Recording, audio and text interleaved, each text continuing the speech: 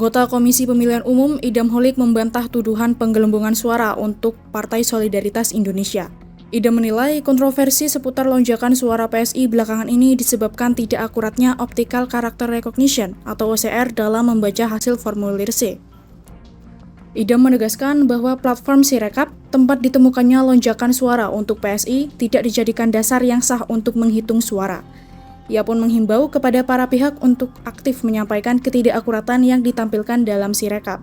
Siapapun bisa berkomentar. Ya, di dalam negara demokrasi siapapun bisa komentar. Komentar yang baik adalah komentar yang dilandasi pada fakta ataupun data. Sirekap, data yang dipublikasi di Sirekap itu selalu disematkan foto formulir model C hasil plano. Oleh karena itu, saya ingin mengajak kepada para pengakses Sirekap tidak hanya melihat data numeriknya saja, tapi mohon lihat foto formulir model C hasil planonya. Apakah antara data perolehan suara peserta pemilu yang ada dalam formulir model C hasil plano dengan data numerik Sirekapnya akurat atau tidak?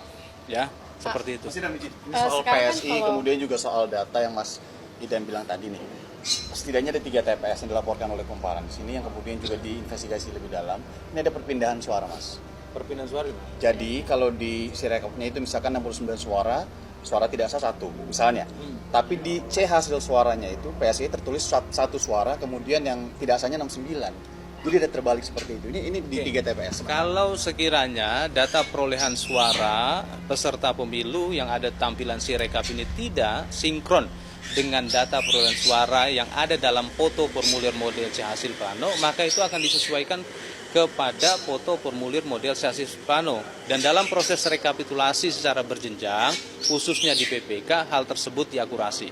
Pelaksanaan rekapitulasi perolehan suara peserta pemilu di tingkat PPK atau tingkat kecamatan itu dengan cara membuka satu persatu model formulir model C hasil plano, dan itu disaksikan oleh para saksi dan diawasi oleh pengawas pemilu kecamatan. Itu akan membenarkan dirinya sendiri nanti ketika Nah, berkaitan dengan hal tersebut, ya, data di mana tadi?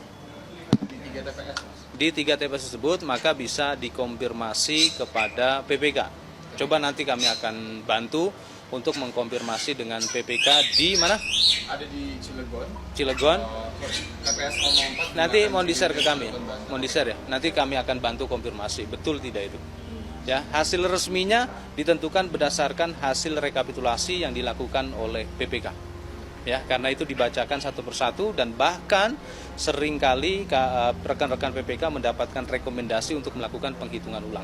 Jadi pada dasarnya penghitungan perolehan suara peserta pemilu dilakukan secara terbuka.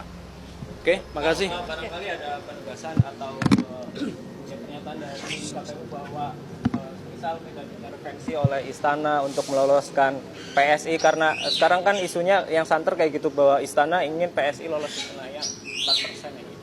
Pelaksanaan pemungutan, penghitungan, dan rekapitulasi suara itu melibatkan banyak pihak, Mas. Melibatkan banyak KPPS yang telah menyelesaikan pekerjaannya dengan sangat baik sampai dini hari, ya, dan melibatkan saksi, dan ini dilakukan secara terbuka. Nah, nanti bisa dinilai seperti apa, seperti itu, dan kami meyakini rekan-rekan bekerja dalam suasana kebebasan dan keterbukaan, karena dalam penyelenggaraan pemilu tidak hanya KPU sebagai penyelenggara, tetapi juga ada Bawaslu, dan bahkan dalam Undang-Undang Pemilu ada yang namanya pemantau. Tim Liputan, Surabaya TV.